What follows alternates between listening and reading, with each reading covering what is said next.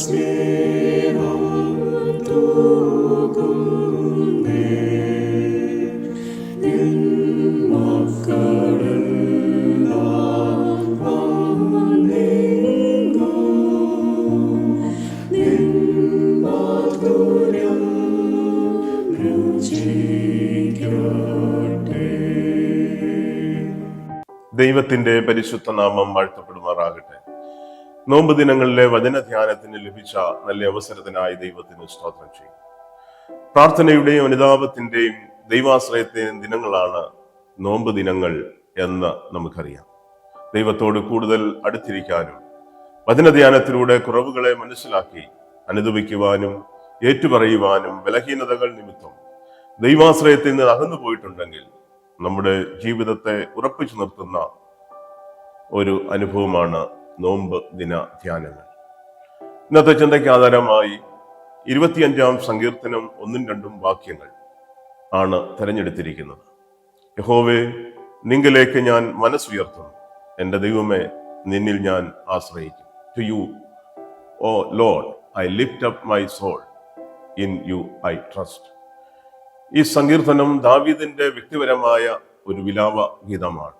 ഇതിന്റെ സന്ദർഭം വ്യക്തമല്ല എങ്കിലും ശത്രുക്കളുടെ വേദനിപ്പിക്കുന്ന ക്രൂരതാ തന്ത്രങ്ങൾ ഇവയാൽ പ്രയാസമനുഭവിക്കുന്ന സമയത്ത് ദൈവത്തോട് നിലവിളിക്കുന്ന ഒരു പ്രാർത്ഥനയാണ് ഇത് എന്ന് നമുക്ക് കരുതാം. ഈ വാക്യത്തിലൂടെ നമ്മെ ഓർപ്പിക്കുന്ന ഒന്നാമത്തെ കാര്യം, നമ്മുടെ നോമ്പ് ദിനങ്ങൾ പ്രാർത്ഥനാ ദിനങ്ങളായി മാറണം. അവർ fasting days should become days of prayer.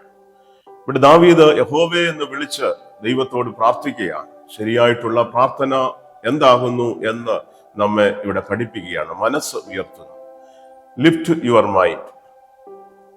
നമ്മുടെ മനസ്സ് ഉയർത്തി ദൈവത്തോട് പ്രാർത്ഥിക്കുവാൻ നമുക്ക് സാധിക്കണം. അതായത് മനസ്സുയർത്താതെ മറ്റെന്ത് ചെയ്താലും അത് ശരിയായ പ്രാർത്ഥന ആയിരിക്കുകയില്ല. നമ്മുടെ ഭാരങ്ങളും പ്രശ്നങ്ങളും എല്ലാം താഴെ ഇറക്കി വെച്ചിട്ട് മുകളിലുള്ള ദൈവത്തെ കണ്ടുമുട്ടുന്ന യാത്രയാകുന്നു നമ്മുടെ പ്രാർത്ഥന എന്നാണ് ഒരു ചിന്തകൻ പറയുന്നത്. പ്രാർത്ഥനയെ അതിന്റെ വിശാലമായ അർത്ഥത്തിൽ ചിന്തിച്ചാൽ കടലിന്റെ അങ്ങേ വശത്ത് കിടക്കുന്ന വൻകര അന്വേഷിച്ച് കപ്പൽ നീക്കുന്ന കൊളംബസിന്റെ സാഹസിക സമുദ്രയാത്രയായിട്ട് നമുക്ക് കാണുവാൻ കഴിയും. രണ്ടാമത്തെ ചിന്ത, മനസ്സുയർത്തുക എന്നതിലൂടെ അർത്ഥമാക്കുന്നത് അനുദപിക്കുക എന്നുള്ളതാണ്. നോമ്പ് ദിനങ്ങൾ അനുതാപത്തിന്റെ ദിനങ്ങളായി മാറണം. Our days of fasting should become days of repentance. മനസ്സ് തകർന്ന് നുറുങ്ങുമ്പോഴാണ് യഥാർത്ഥ അനുതാപം സാധ്യമായി തീരുന്നത്. നോമ്പ് ദിനങ്ങളിൽ അനുദപിക്കുവാനും മടങ്ങി വരുവാനുമുള്ള ആഹ്വാനമാണ് ദൈവവചനം നൽകുന്ന ചിന്തകൾ. 51-ാം സങ്കീർത്തനത്തിൽ തകർന്ന മനസ്സോടെ ദൈവത്തെങ്കിലേക്ക് അടുത്തു വരുന്ന ദാവീദിനെ നമുക്ക് കാണുവാൻ കഴിയും. നമ്മുടെ മനസ്സിൽ പലപ്പോഴും നാം പലതും മൂടി വയ്ക്കുമ്പോൾ ഭാരം കൊണ്ട് മനസ്സുയർത്തുവാൻ കഴിയാതെ പോകും. ദൈവവചനം ശക്തിയോടെ നമ്മിലേക്ക് വന്നടിക്കുമ്പോൾ മാത്രമേ ഹൃദയം തകരുകയുള്ളൂ. തകർന്ന ഹൃദയവും നുറുങ്ങിയ ഹൃദയവുമാണ് ദൈവത്തിന് നിരസിക്കുവാൻ കഴിയാത്തത്. തകർന്നെങ്കിൽ മാത്രമേ പാപച്ചെളിയിൽ താണുപോയ മനസ്സിനെ ഉയർത്തിക്കൊണ്ടുവരുവാൻ സാധിക്കുകയുള്ളൂ. അതുകൊണ്ട് അനുതാപം ഈ നോമ്പ് ദിനങ്ങളിൽ അനിവാര്യമായി തീരണം. 3, നോമ്പ് ദിനങ്ങൾ ദൈവത്തിൽ ആശ്രയം. Our days of fasting become days of trust in God. ദൈവവചനം നമ്മെ ഓർപ്പിക്കുന്നത് യഹോവ തന്നെ ആശ്രയമായിരിക്കുന്ന മനുഷ്യനാണ് ഭാഗ്യവാൻ എന്ന്. മനുഷ്യനിൽ ആശ്രയിക്കുന്നതിനേക്കാൾ യഹോവയിൽ ആശ്രയിക്കുന്ന നല്ലതെന്നാണ് സങ്കീർത്തനക്കാരൻ നമ്മെ ഓർപ്പിക്കുന്നത്. എന്താകുന്നു ദൈവാശ്രയം?